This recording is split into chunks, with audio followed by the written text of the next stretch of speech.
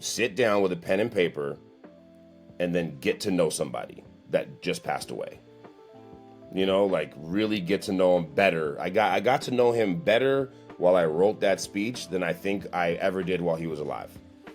There's such a lesson there too, and it's a shame, right? Yeah. That you didn't manage to do that exercise when you had a chance to tell him about what you realized. Exactly. And so Exactly. I wonder how we cultivate that in our own kids. Like I don't want that to happen. I don't want my boy to finally realize who I am. Yeah. When he's doing that. Yeah. And Yeah. I wonder how to cultivate it.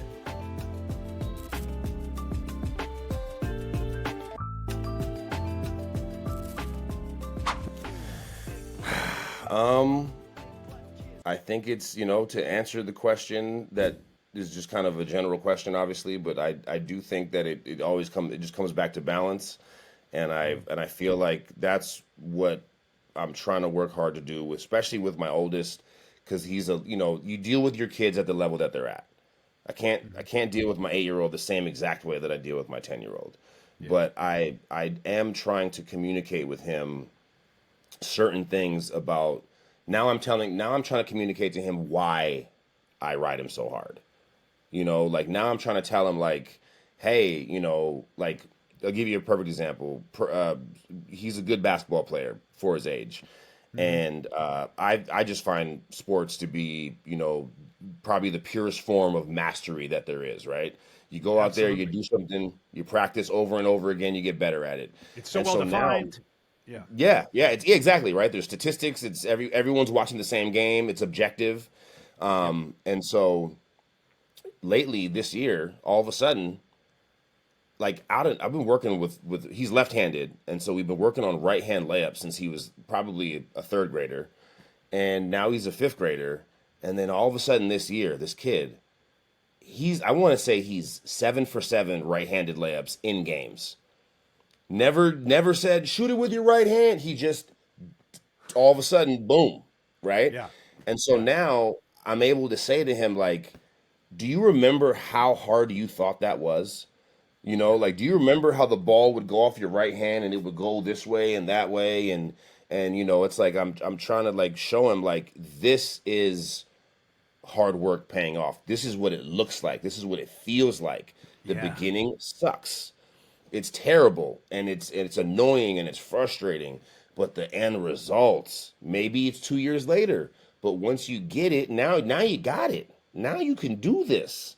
Yeah. And so I just feel like, hope and then hoping that he understands it and hoping, like you said, that it doesn't take something tragic for him to really. I'm trying to explain it to him and hopefully, come to an understanding of why I do what I do and not just bark at him and say, do this, do that, do this, do that, like, because, Yeah, and I think that creating that touchstone where you know how you feel right now. You feel this way. You feel so good right now because of all that hard work that we did together.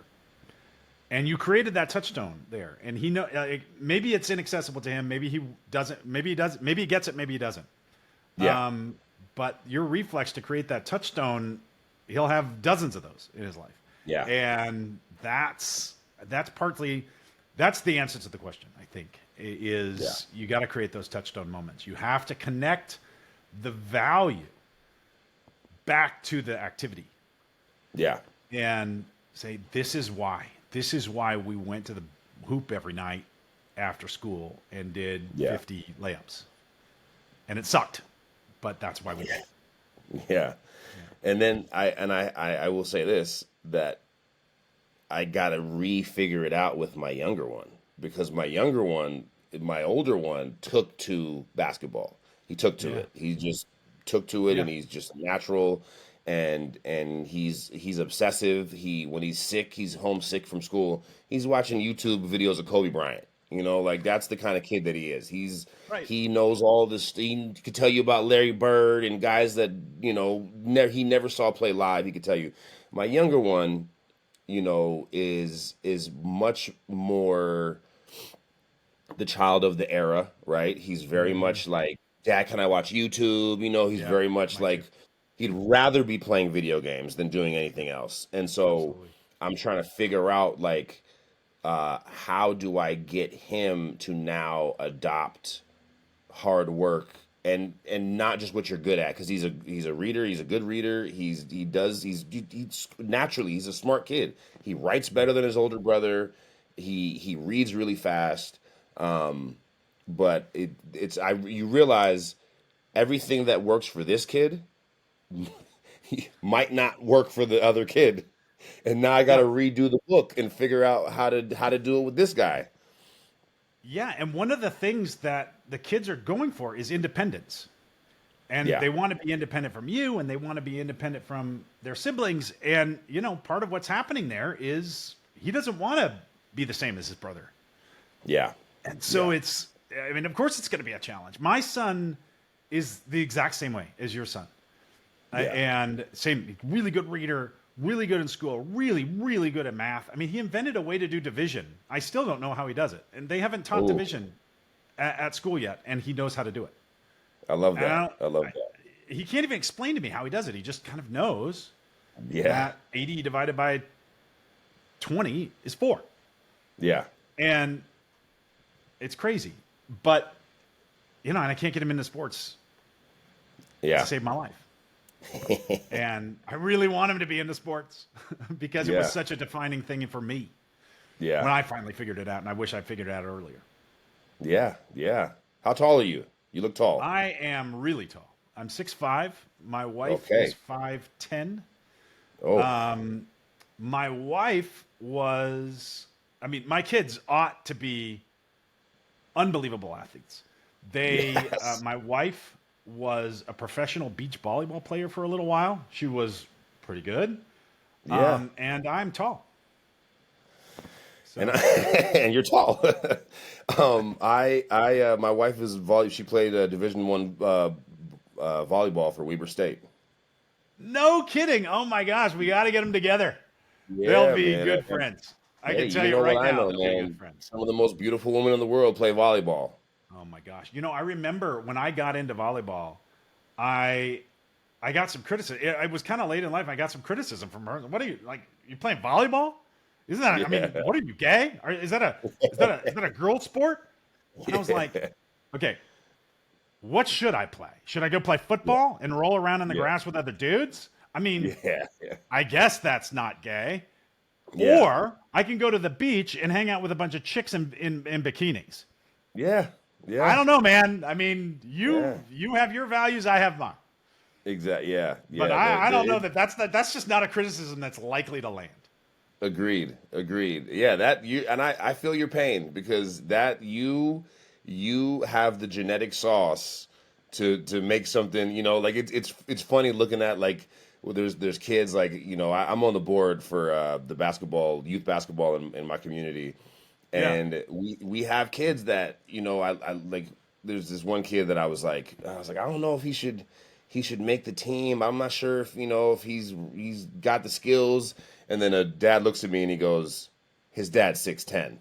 And I go, oh, okay, cool. He's on the team. He's in. Yeah. Yeah. We got to nurture this. We got to water this flower. He may not be Yeah. good now, but his dad's 6'10". So Yeah. let's And that's about we got this 50% of basketball. potential here. Yes, and you know what? And anyone who can play basketball can play volleyball. Yeah, actually, I think that anyone who can't play basketball ends up playing Yeah, volleyball. yeah, touche. That was definitely the case for me. My brother Yeah, and I used to play one every once in a while. I don't know, get a wild hair and we'd play one-on-one with each other with the hoop in the neighborhood or something.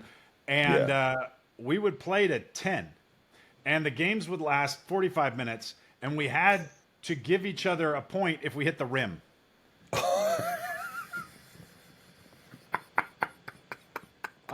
Otherwise, the game would never end. We'd still be out there 30 years later. Come on, man, just get it in there. And you guys are both tall. We're so bad. We were both tall. I'm 6'5". My Yeah, my younger brother is 6'2", and we yeah, couldn't sink a basket. My kid is better than me at basketball. yeah. It's nuts. Does your daughter play any sports? So she's only 3, and she's gonna be Oh, nuts in yeah. I'm sports. sorry. We're Forgot. about to put her in soccer, and Yeah. she already like loves balls, and she's gonna take to it like a fish in water. Yeah. I think she's gonna be taller than our boy. She's already bigger than he was at her age, Yeah. and she's gonna be so tall, and it's crazy. She's already kind of she's already got shyness about her body. She talks about how much bigger she is than the other girls and stuff like that. And I'm just like, Yeah. oh no, please, Yep. no, it's starting. She's 3 years old and she's already complaining about her body and how big she is. I was like, this is such a Yeah. good thing. I need to get her in sports so that she doesn't like it feels like an asset instead of a liability. 100%. I think 100%. I have a friend of mine who's really more family than friends. So his daughter, I consider her a niece, Yeah, and she's 16, and she's gorgeous, right? yeah. And I'm just so thankful that she's a three-sport girl. Oh She my plays gosh, yes. softball, soccer, and basketball, Yeah. varsity. And I'm just like, if this girl left up to her own devices, who knows? You know what I mean? The Yeah. what's waiting for her. But Yeah. she's busy. She's in the gym all the time, and she, like you said, she's her body is an asset. She takes care of it. She eat, like she understands. Like I just think that athletics are so good, especially for young women. In a world where there's just so many weirdos and they're everywhere, they're online, and I just feel like a present father and some place to be is just essential for every kid. Some kids are going to go to the art, some kids are going to dance, Yeah. right? But something that keeps them busy and active, It's such an because easy way to do that if you can get yeah. them to be passionate about it. Yeah, yeah, yeah, yeah. And then once again, like I can't stress enough, if you got to, like, I want to just take every kid in the world and be like, is your parents over 6 feet tall? All right, get in the gym. Well, but part of the problem is that back when I was in high school, you played high school sports and you played all the sports. Yep. And you didn't have to specialize. There wasn't club teams. It was, I mean, nobody, like maybe you would be really, really, really good and you'd end up going to college and that would sort of naturally happen. You didn't actually have to design it out. Yeah. Nowadays, you almost have to, like, if you want to be good at baseball, you have to Yeah. decide when you're 10 years old that you're going to Yep. dedicate your life to being good at baseball. And then you go to all the camps and you do the club sports and you're traveling around and you're spending tons of money. And then maybe you'll go to a D3 school and have a shot. Yeah. And you have to turn pro when you're 10. Yeah, it's scary. It is, and I don't, one of my challenges is trying to get my oldest son Lincoln to really get serious about a second sport, and I really need it to be his idea Yeah. because he's very much like me in terms of what he wants to do, he will excel at, he's passionate about, he'll work hard. What you make him do, he will do the least amount, and Exactly. so I need it to be his idea. I need him to Yeah. adopt a second sport because I think it's good for the body, it's good for the mind. But to talk to what you just said, there's so much pressure. I mean, he plays on an elite AAU team in the fall. He's going to play school ball, which I'll coach in the wintertime. Yeah. And I was talking to his coach, and he was like, "Yeah, we're going to run spring ball, and we're going to do this." And I'm just kind of like, I don't know if I want. But there's pressure because all of his friends are going to be there. Right. But then I'm like, that's 3 seasons of basketball in a row. Yeah. Like I don't love that. I don't Yeah. love that. But then, like you said, then my mind goes, all right, but what about the kids that do the 3 seasons, right? How much better are they going to be in 2 years? Are they going to be ahead of him in 2 years because they've specialized earlier? And it's like it's just Or are they going to I don't know burn what the out right answer is. because I just Exactly. want to not have to play basketball for 3 months? It turns Yeah, out. exactly. And I don't Or know what the or are they not going to be as good because he takes a season to play volleyball and now he has a different kind of conditioning and he can jump higher and he's focused yeah. on different things. It's Yeah, yeah, impossible to know. yeah, yeah. I definitely. He plays a little bit of tennis. He's really good at tennis.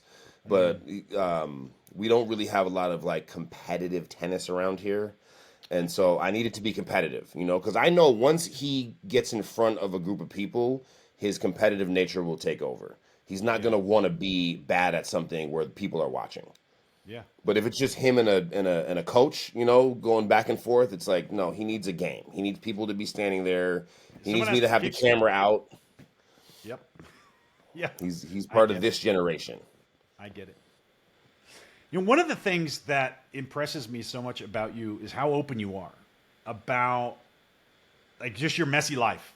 I mean, you're Yeah, just like putting it all out there, and I mean, judge me if you want, and you yeah, just there is that is so courageous, and especially when it comes to parenting, and the journey that you have out there with your kids. What motivates you to do that? What I mean, there's risk there, but there's why do you do that? Why is that important to you? I think my wife, number one, she definitely got into social media.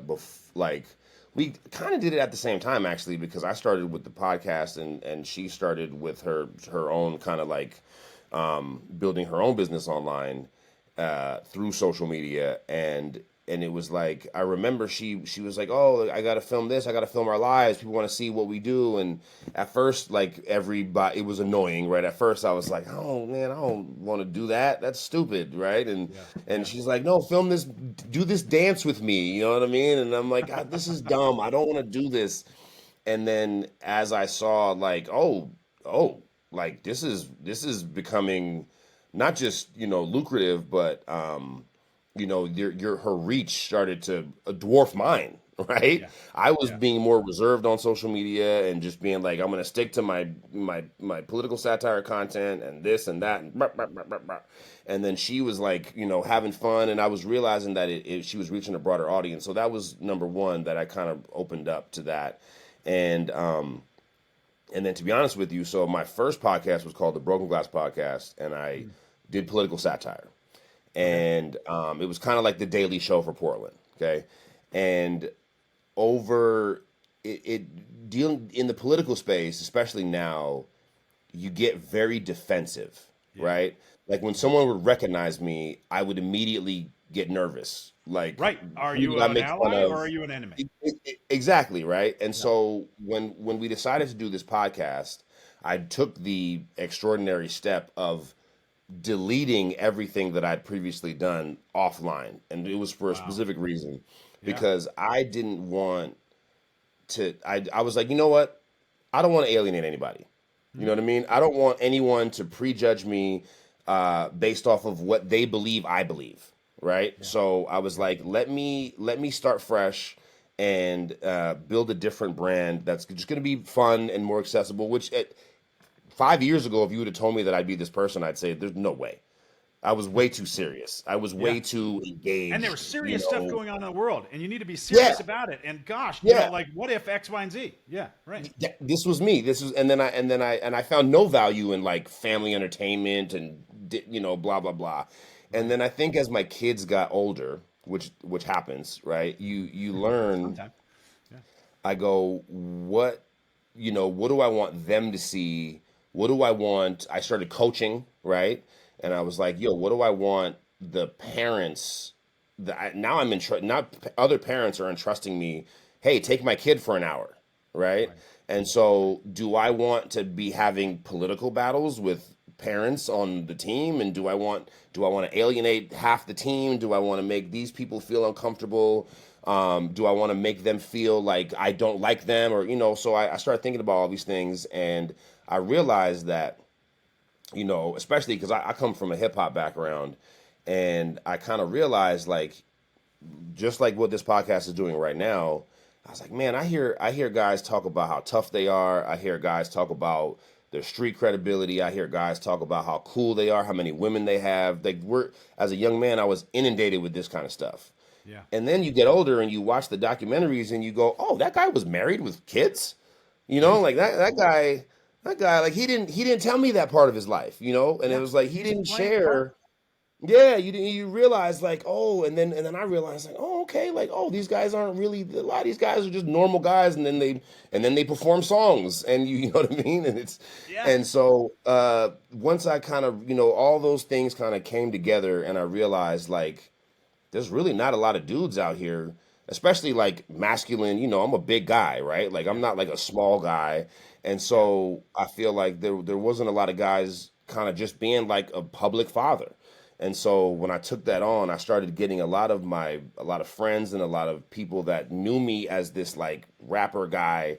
They were all like, "Man, it's so cool to like see you with your kids," and it's like, "Oh, like you're like the neighborhood dad now." And it was like, and once I started seeing how people reacted to that, and seeing how people, young men going like, "Oh yeah, I love seeing you with the kids," and guys that like, these are big scary guys, like these are tough guys, and they'd go like, they see me, and I realized like, oh, now their walls came down, because I'm not trying to be tough.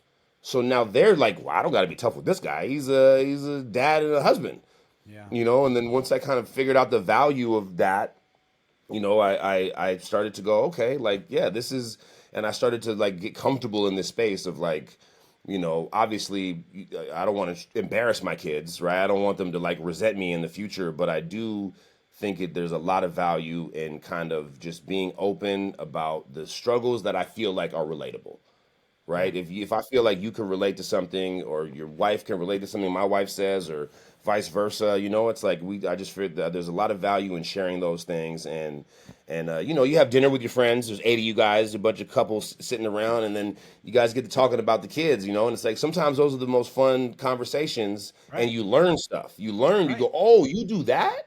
Yeah. Oh, that's how you got your kid to like reading. That's how you got your kid to like basketball. So it's like I feel like let's take that and put that out into the world for people to Yeah, I mean, the enjoy. kids And are talking all the time at school. They're comparing notes yes, about how to manipulate their parents and screw with us. Like, and we're not teaming yes, up against them. yes, yes, 100%. There's a particular strength in vulnerability, Yeah, and that's something that I think that men are just beginning to learn, or they are being forced to learn. yeah, And I'm working on this metaphor of it's like we have a castle, and all along we've been taught that the strength of the castle is how thick the walls are and how tall the walls are, and look at how impenetrable my castle is, and you could have 1,000 archers and trebuchets and all of that stuff attacking my castle, and it's so strong that it will withstand anything. But that's actually not the measure of the strength of the castle. The measure of the strength of the castle is how big the enclosure is. It's how large the area that is protected is. And so you have to have if you have this really, really strong castle, but it only houses a single building, then that's actually not as good as if you have a weaker castle that encompasses the entire region. And in order to do that, you have to you have to be more vulnerable. Your walls have to be smaller. You have to have gates that open up to the world, and you have to be willing to allow some risk there in order to have a bigger enclosure and to have the yeah. You gotta village let in there. people in. You gotta let people in. Yeah, That's you you got to know let you people in, you, and it's you gotta let tough. people in and learn from those people and buy things from those people and Yeah, barter with those people, and they bring in information and tools and money. And but if yeah, you're 100% right. I feel like if you're closed off, it's a not to ruffle feathers, but it's a lot like a cult, right? If you notice, like I watch a lot of cult documentaries. I love me a oh, good yeah, cult yeah. movie. I love that Doc, too. you know what I mean? And it's because you go, oh, that's how that is, right? And a lot of that thinking is you 100%. It's very enclosed. Yeah, They don't want outsiders in. They don't want to let their people out. yeah, Because they want to be able to control everything in there. And I agree with you. I think that if you're the true measure of strength is it's just like the true measure of how well you raise your children is not whether or not they stay with you the rest of your life. It's how well do they do once they leave. yeah, Like once yeah, they get out into the world, did you give them enough tools to be productive, to be successful, or do they constantly need protection? Yeah. Or can they go out and be the protectors? Can they go Yeah. out and build their own castle? Yeah. Have you Like modeled that's that well? That's exactly right. yeah. That's exactly right. Yeah, So, I like a so metaphor. yeah, yeah. I'm still working on it. Well, I I'll get like it that. tighter. That's good. I might take Yeah. that. So, what values do you hope that your kids carry from how you parent them? Um, hard work, compassion, definitely. I want them to be empathetic people. I want them to understand that they've had a pretty privileged upbringing and they've got access to things that not everybody does, and they need to Appreciate understand that. that. Yeah. They need to know that it's through no fault of nothing they did. Right. It's not because they're so awesome that Yeah. they get to have the sneakers that they want. Like it's because some kids, you get around some kids, they think that they have money because they're so cool, and it's like that's not why you got it, right? I need them to understand that. I need them to understand. I think I also learned from my mom. I don't want this to sound because I don't know how to say this without sounding harsh, right? Hmm. But I don't do like the unconditional love thing. You know what I mean? Even though technically it's there, right? Like, Yeah. yeah, I love you guys unconditionally, of course. But you got to do stuff. You know what I mean? Like and there are things that you can do that will affect the way I look at you. You need to understand that. You don't have a blank pass to go behave any way you want. You can't talk to me any kind of way you want. You can't talk to adults any way you want. You can't behave any way you want at school. There's a hard red lines of behavior that you need to, you can't be fighting in school. You can't be, you know, so I do think like, me and my wife are probably a little bit different on that as far as like, my wife will love my boys like, Right. no matter what, Yeah. oh, he's a Yeah. serial killer. Yeah, whatever. You know what I'm saying? Yeah. Like, We're on his you side. don't care. I think about one of the big lessons for me about parenting has that I've managed to figure out in the short time that it's been an issue is it's all about managing tensions. Yeah. There is a tension, and this is one of those tensions. There's a tensions between strength and vulnerability. There's a Yeah. tension in this case. There's a tension between unconditional love and letting your kids walk all over you, Yeah. and you can't be at either of those extremes. And Yep. and maybe we just don't have the right term to talk about. Yeah. There is a love that's unconditional. There Yeah. is there is my son was going to bed last night and he got really upset. And he got really upset because he was worried that he wouldn't be able to live with us until he was 50. Because my Yep. wife had told him that he was going to be out on his own someday. Yes, this is a And conversation. I told him, I said, listen, you can live with me until you're 50. As long as you want to live with me, I want you here. He goes, but there might come a time where you want to move away to be Yeah. on your own. He goes, no, I'll never want that. I love you guys. And I said, I love you too more than anything. And if you want to live with me until you're 50, you can live with me until you're 50. Yeah. Of course, he's not going to want to live with me until he's 50. Of course. And if he's 26 years old and still living at home, then we're going to have a problem. Yeah. Yeah.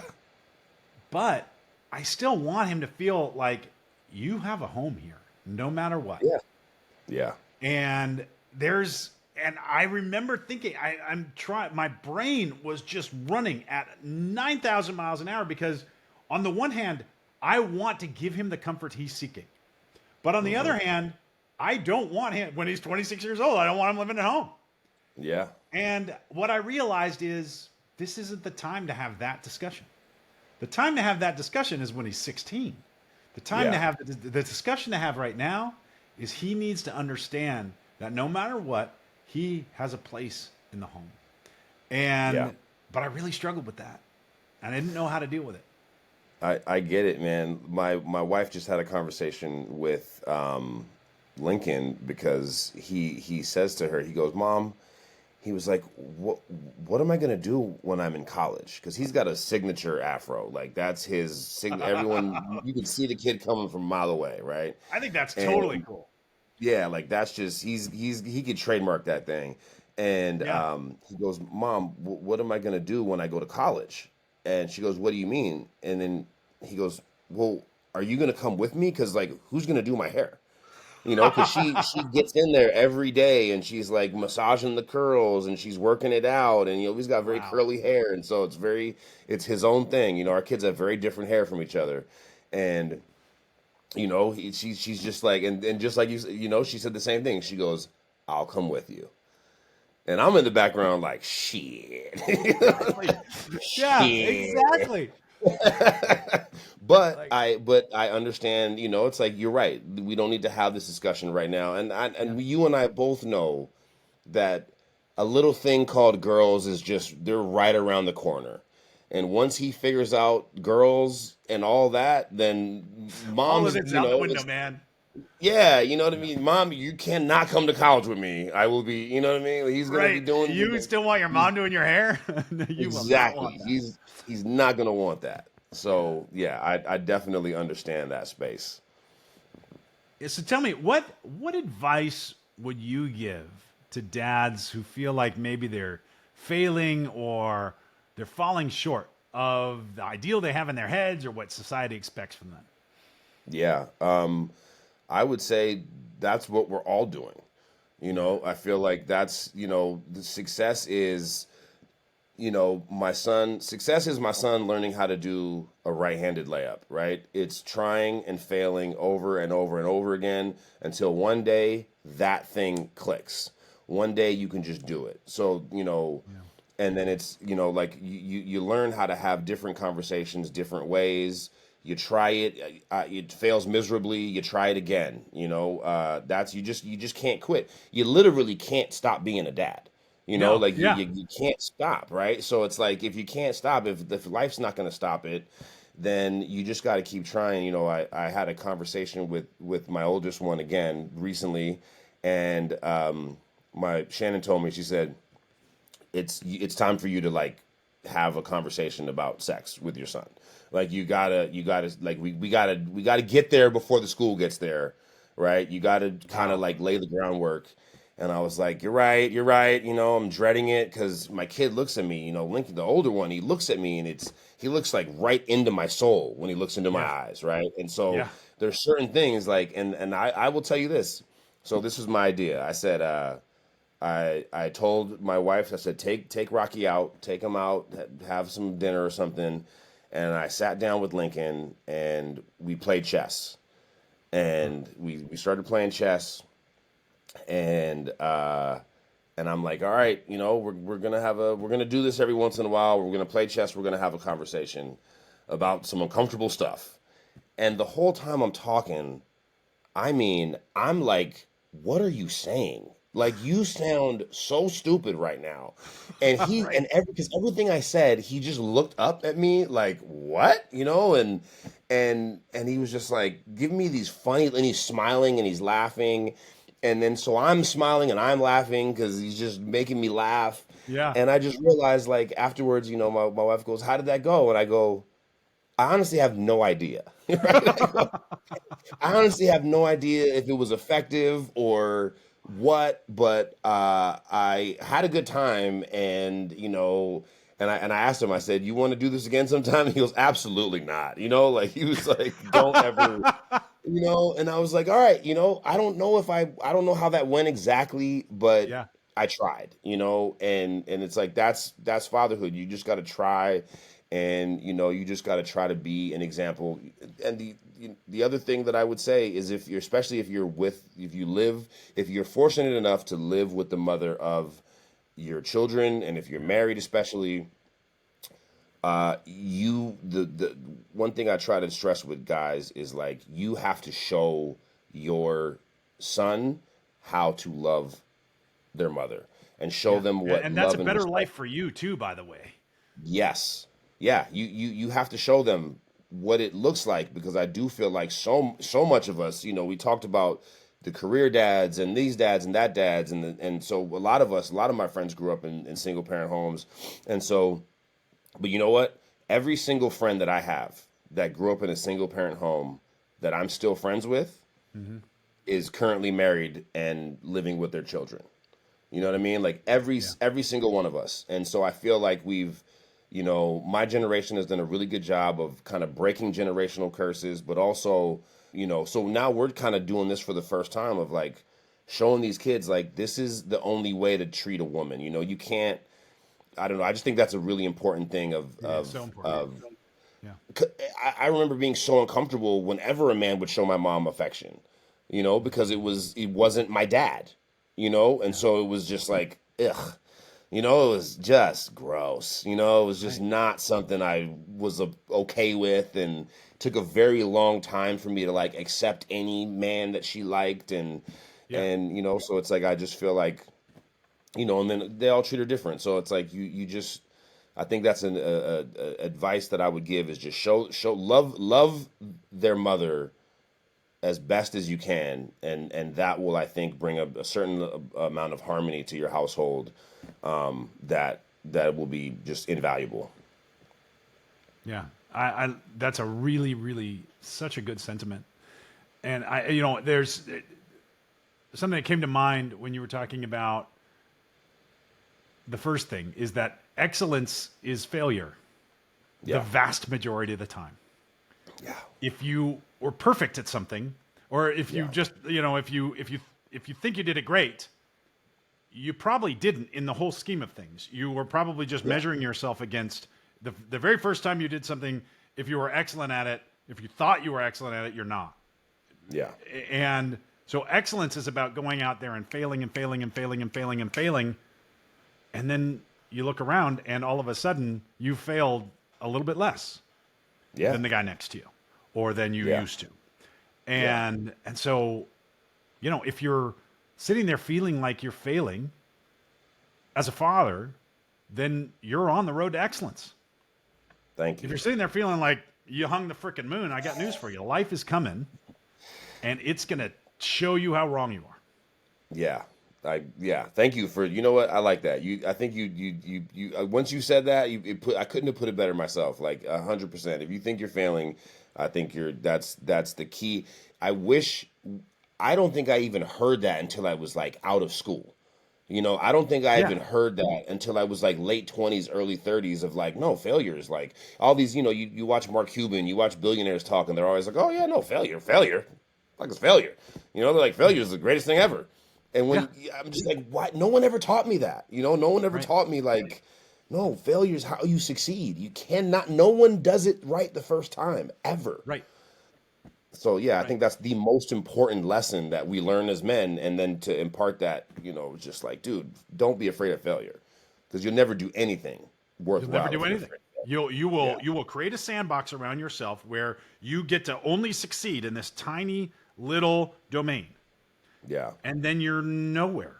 You can do yeah, nothing. yeah, But if you're comfortable failing, then you can do anything in the world. yeah, yeah. Yeah. Well, I love to end these conversations by putting people on the spot. Let's do And it. so I will do a very brief apology by putting you on the spot, but I want to ask you, what is one principle that you like to live your life by that you could share about how to raise powerful, compassionate men?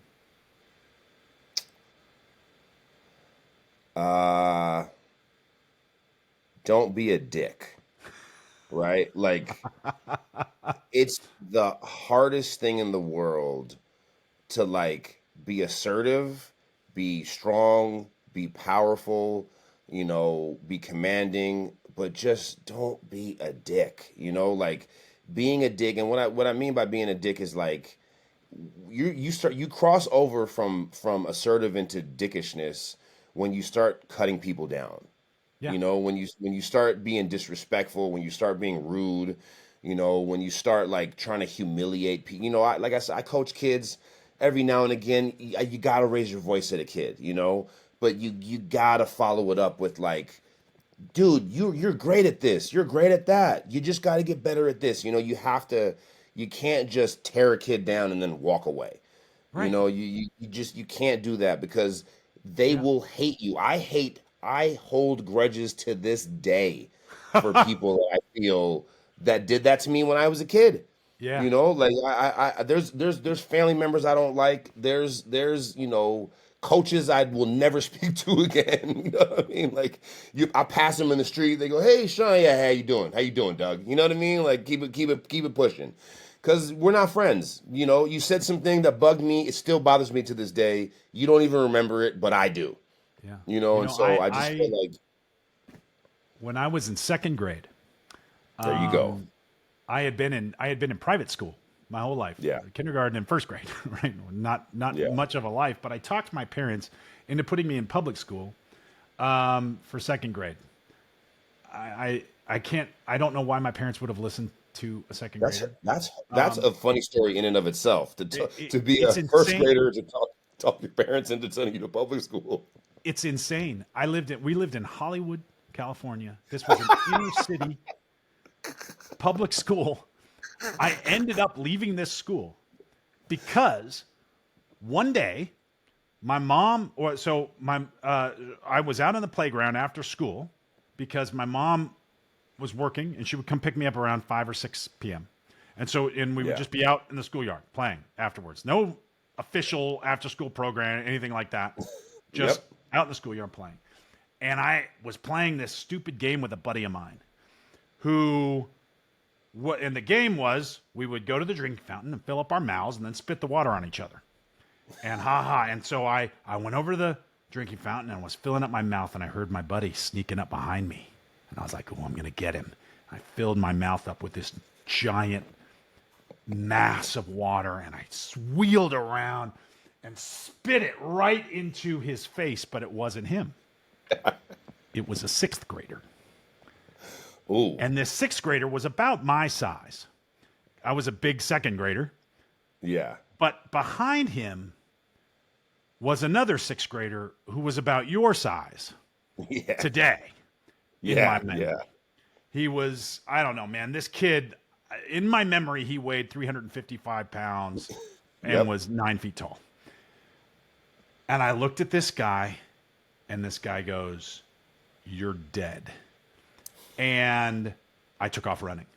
And I ran for a good 5 minutes, it felt like. And I was Yeah. running around. I looked back, and like the kid was falling behind. The sixth grader was falling behind. I'm like, yeah, I'm doing good. I'm doing good. And I look in front of me, and all I saw was chest.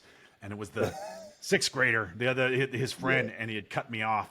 And I banged into him, and this guy wheeled me around. He held my arms behind my back. And the sixth grader, who was my size, the one I spit on, just started wailing on me and just beating the crap out of me. And it was like, and I remember thinking, oh, what time is it? It's only like 4:30. There's no way. My mom's not going to be here for an hour and a half. I'm screwed. And I hear from the other side of the playground, I hear this banshee wail. And my mom was screaming at the top of her lungs. She had come an hour and a half early to come pick me up somehow, magically. And she had her Yeah. heels in her hand, and she was running across the playground, and she was screaming at these kids, "What are you doing?" And she rescued me. Yeah. And that was the last day I spent in public school. But while I was at this public school, I started off in second grade, and within about a month, I was in third grade.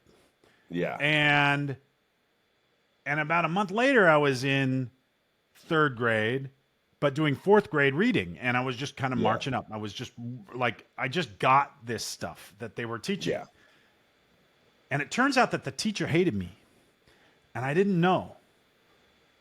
And so one day, actually didn't even realize this until 20 years later, and I had to go to the bathroom. We needed permission to go to the bathroom. And so I raised my hand, and she didn't call on me. And I sat there with my hand up for about 15 minutes. And I had to pee so bad, man. And I felt this pressure. And just a tiny little bit of pee leaked out, and I caught it, and the feeling I had, just this relief that I had from that pressure in the tiny little amount of pee that leaked out, it felt so good. And I looked down, and you couldn't even tell. Yeah. Thought, oh man, maybe I can, maybe that's okay. Maybe my pants will absorb it, and it'll be all right. And I let a little bit more out, and then I ended up letting it all out. And then it came time for me to leave the third grade classroom and go over to the fourth grade classroom for the reading. And so I got up and I left. And I didn't know this, but there was a puddle of pee in my seat. Yeah. And so they came over. The teacher sent kids over to the fourth grade classroom to come and get me. And I had to go and get a bunch of towels and clean it all up in front of the whole class. And that teacher, she did it on purpose. She knew. Yeah. I was holding my hand in the air. She saw that. She just didn't call on me because maybe she thought I was going to say something. I don't know. I still to this day don't know. Yeah. But you remember it. I remember it like it was yesterday. Yeah. And it actually helped, like, it guided my life in a way. I became iconoclastic. I became anti-authority. Yeah. As a result of this, because I realized, I mean, this was evil what she did. Yeah. Yeah. I mean, to a little kid, a second grade, 8-year-old kid. Yeah. I mean, to this day, it's been, 40 years. See, and that, it still affects me. I think the power of that is incredible. And it just goes back to just, like I said, man, I feel like Don't be a I dick. know how much I can hold in and how much anger I can store in my body Yeah. and keep it for somebody. And so I just feel like, just don't be a dick, man, because you just is it just me, or is like I feel like nobody ever wants to be, or maybe I'm wrong. Maybe some people do want to be. I don't know. I think That's people a get, that's a I think question. some people get their sense of empowerment from being Yeah. able to, it's like I used to have this girlfriend back when I was single. I had this girlfriend who it was almost like she got her sense of how much I loved her by how much she could ruin my life. Like just how much pain she could inflict on me, and Yeah. then she felt like, oh, if she had a flat tire, I would come help her do it. And so she was constantly having emergencies that I had to rescue from and stuff like that. I think Yeah. it's like Yeah. that. I think some people get their sense of empowerment from how much they can affect someone else's mood or someone else's life, and I think that's what it is. Yeah. Yeah. It's crazy, but I mean, you know what? That you should feel that way. You should feel a sense of empowerment of how much you can affect someone's life in a good way. Yeah.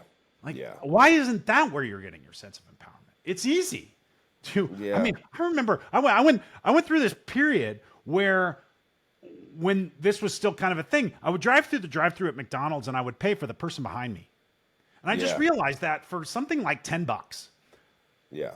I could make someone's day. Yeah. And I wouldn't do it, I wouldn't do it even every day, but once a week I would pay for the person behind me in line. And Yeah. because I imagine, how would I feel if somebody paid for my stuff? And I don't That'd know, be maybe they'll amazing. pay it forward. It'll be this thing. And so that's what I did. I went, and I felt so freaking great after doing that. And I never even met anybody Yeah. who I paid for. Yeah. See, It's let so me just powerful. say one more thing is that I think that what you're saying and what we're both kind of getting at is I think the power behind this show, this podcast is when you ask the question, what makes someone a dick? What wires them that way? I think the most obvious answer is probably they were raised by a dick. Yeah. They were raised by somebody that shit on them, that humiliated them, That is such a that, powerful statement. and then if that's all they know, Yeah. it's like sometimes maybe that's all that person knows. That's how they show love, because that's how what they think love is. Right. I don't know. I just feel like we can break people by doing, when what you do to a child, they're probably going to do to someone else. Yeah. Whatever that Or is. what they you show witnessed you do to a third party. Exactly. What they see you do, what they experience you doing is kind of who they're going to become. So that's why, yeah, I always that is like a hard line for me. If I ever got a call that my kid was bullying somebody, picking on somebody, that would probably be the hardest conversation we would have. They would see a different side of me, and of course I wouldn't bully them in return, but I would let them know, like, this is unacceptable. Like, you cannot treat people wrong, because life is too precious. Life is too precious. It's too short. It's too finite to spend your time trying to ruin somebody else's life. Yeah. To try to ruin somebody else's day when you got your own day to worry about, and it feels so much better to make someone's day. Be And you better have the than it power was. to do that. You have the power to And you make have someone's day we just as all much as do. you have to destroy it. Yeah. The shit that sounds cheesy when you're 25, it really makes all the sense in the world when you're in your 40s. It's just like making somebody, I still to this day, man, I will hold, if I see especially an older woman, right? She could be 40 feet behind me. If I'm opening a door, I look behind me and I see a woman, I'm going to hold that door. And the smile that I get. I have this calculus there because I also don't want that woman to feel like she has to rush in order I always to say, do this thing that, yeah. Every time I say, don't run. You know what I mean? Every time you got to say, don't run. Don't do that. Just take your time. Yeah, but then you have to say it in such a way that makes it clear that you're not being ironic. I mean, that's, I think about this. I think about how far in front of somebody should I be in order to hold the door. Yeah. That's really funny. You're a gentleman. That's a gentlemanly concern. And it's, I was raised, I was taught that by my mom. I was taught that too. I was too. Like she did a good job of teaching me like what she would accept, and then that's what I do for other, that's what I do for people, is I treat them how I treat my mom. And my mom's pretty crazy, so it's like you got to treat her good, otherwise, you're in trouble. So yeah, unless you want to have a conflict. Your mom and my mom would have gotten along, I think. Oh yeah, she say the same thing. If she would have saw some kids wailing on me, it would have been a bad day for them. It would have been a very bad day for them. It was great. Yeah, she was great. I wish she was still with me. We lost her when I was 21, which is so early. Very early. Man, there's nothing I wouldn't give it for her to be able to meet my kids. I would. You're so fortunate you have that. Yeah. Thank you. I'm sorry you had to deal with that, and that's it's the fact is she was amazing. She gave us the best life, and she was taken from us too soon, but I wouldn't trade it for the world. I was glad to have had her for the amount of time I had her. She was really spectacular. And that's a beautiful place for us. And my guest today has been Shaun Harvey. He's the co-host of The Kids Are Asleep, and he joins us from Portland, Oregon. Thanks so much, Shaun. Thank you. Thank you for having me.